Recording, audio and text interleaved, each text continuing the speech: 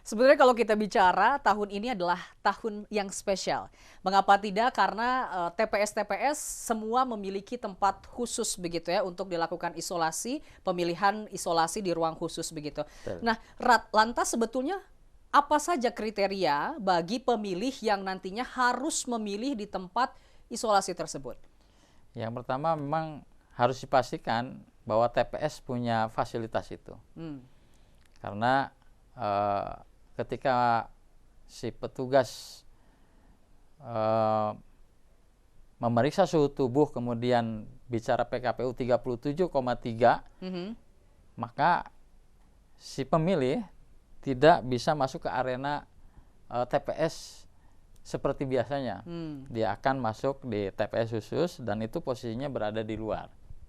Nah, yang menjadi unik mungkin si petugas mau tidak mau hari itu pada saat itu juga harus memastikan dia menggunakan hazmat.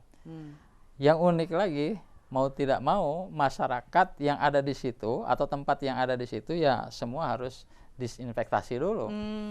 Dan kemungkinan si petugas langsung akan koordinasi dengan gugus tugas atau pihak kesehatan terdekat di tempat TPS itu. Sebetulnya gini, ada beberapa yang sempat misalkan dalam kondisi sakit, sebetulnya ada beberapa kasus yang dimana TPS-nya ada di tempat datang ke rumah sakit gitu ya, atau misalkan ke tempat-tempat yang memang tidak memungkinkan orang tersebut untuk datang ke tempat TPS.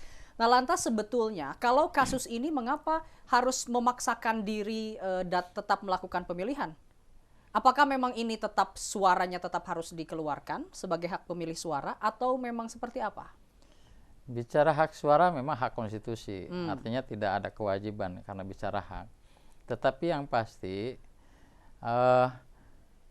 TPS yang disediakan itu kalau rumah sakit mungkin sudah TPS rumah sakit. Iya, betul. Tapi kan kondisinya adalah TPS di mana kita tidak pernah tahu sebelumnya apakah ada masyarakat si pengguna hak pilih dalam kondisi suhu tubuh di atas 37,3 kan nggak tahu.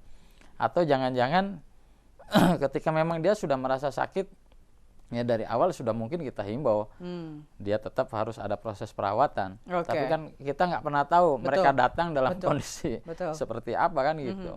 Bahkan mungkin bisa jadi ada orang yang tidak mengenal, oh ternyata suhu tubuhnya pada saat di TPS ternyata tinggi begitu ya. Tapi yang jadi pertanyaan sebetulnya begini Pak Tony, kalau misalkan nih ternyata kita suhu tubuh di atas 37,3 tadi Pak Tony bilang ya, kemudian masuk ke tempat isolasi khusus, pemilihan khusus. Lantas selanjutnya apa setelah melakukan pemilihan? Apakah nanti akan ditelepon dan dilakukan koordinasi dengan gugus tugas atau seperti apa Pak Tony? Ya, ini yang menjadi unik jadi penyelenggara hari ini karena memang di satu sisi akan menjadi sejarah Pak ya. Akan menjadi sejarah. Ketika memang sudah 37,3 dia masuk ke TPS khusus ya mau tidak mau si petugas yang ada di situ harus koordinasi langsung dengan gugus tugas atau tim kesehatan terdekat. Artinya jangan sampai ada masyarakat yang dalam kondisi suhu tubuh di atas 37,3 tetapi dibiarkan. Jangan-jangan itu sudah menjadi potensi untuk dia terjangkit COVID-19. Tapi saya pikir begini, apakah ada tes rapid test begitu bagi misalkan masyarakat yang di atas 37,3 atau memang koordinasinya seperti apa? Langsung dibawa ke gugus tugas atau ke rumah sakit atau seperti apa Pak? Enggak, kalau rapid test mungkin hanya bagi penyelenggara, tetapi bagi masyarakat itu kan juga mungkin dipastikan oleh pemerintah setempat apakah ada rapid test masuk atau tidak. Tetapi pada saat proses tanggal 9 Desember 2020 masyarakat ya pada prinsipnya masyarakat biasa yang dalam kondisi normal.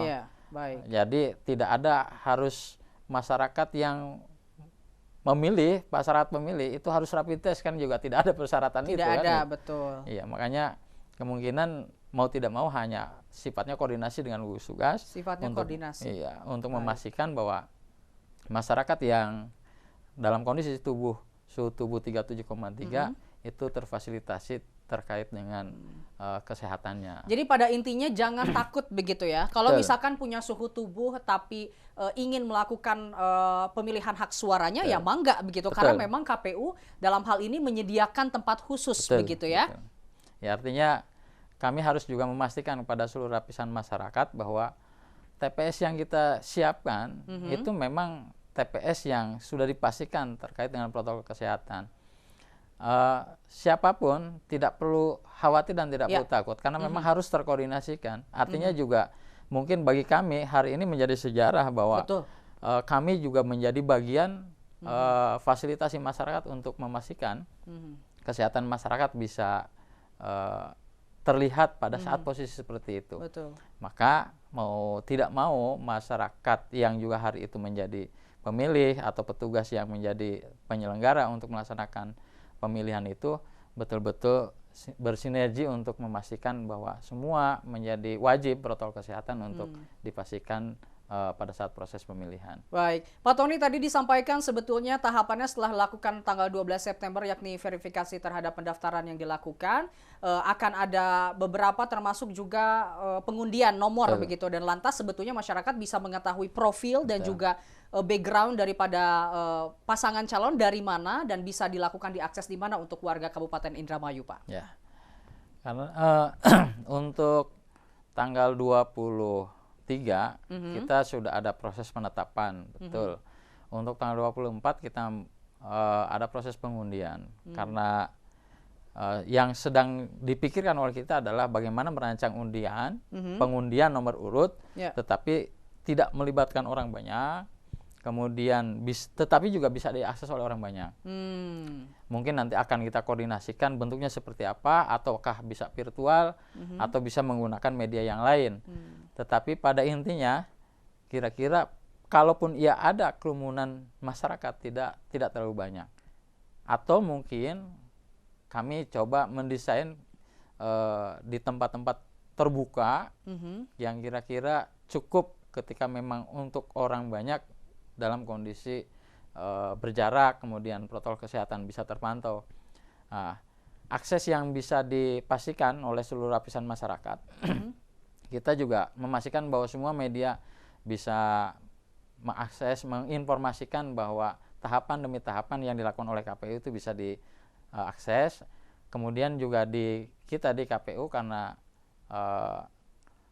melalui media sosial yang ada di KPU kita juga sudah dipastikan kepada masyarakat bisa diakses juga. Oke, jadi sejumlah platform sebetulnya bisa diakses oleh warga Kabupaten Indramayu gitu untuk mengetahui baik itu tahapannya seperti apa, termasuk juga mengetahui bakal calon ataupun calon begitu ya Bupati dan Wakil Bupati. Terakhir, kesiapan secara keseluruhan seperti apa singkat saja Pak Tony? KPU Kabupaten Indramayu pada prinsipnya semua siap melaksanakan penyelenggaraan tahapan demi tahapan dengan koordinasi gugus tugas. Hari ini apapun yang kami lakukan itu betul-betul terrekomendasi oleh gugus tugas. Kami harus memastikan bahwa tahapan yang dilaksanakan, apalagi memastikan bertemunya dengan orang banyak, dengan masyarakat, pasti itu terkoordinasi dengan gugus tugas. Sekali lagi KPU Kabupaten Indramayu secara teknis siap menyelenggarakan pemilihan tahapan demi tahapan dengan memastikan juga terkoordinasi dengan gugus tugas. Dengan protokol kesehatan COVID-19 tentunya Pak ya. Betul. Baik, terima kasih sekali lagi Pak Ahmad Tony sudah bergabung bersama kami, Ketua KPU Kabupaten Indramayu. Tadi kita ngobrol-ngobrol bahwa masyarakat tidak perlu khawatir begitu ya, bahwa ternyata TPS sudah dilakukan sesuai dengan protokol kesehatan. Sekali lagi terima kasih Pak Ahmad Tony sudah bergabung bersama kami. Pemirsa, dialog tadi menutup perjumpaan kita dalam program Anyus Jabar. Saya Iwan Sepriadi, wakili kerabat kerja yang bertugas mengucapkan terima kasih atas kebersamaan Anda. Sampai jumpa. Wassalamualaikum warahmatullahi wabarakatuh.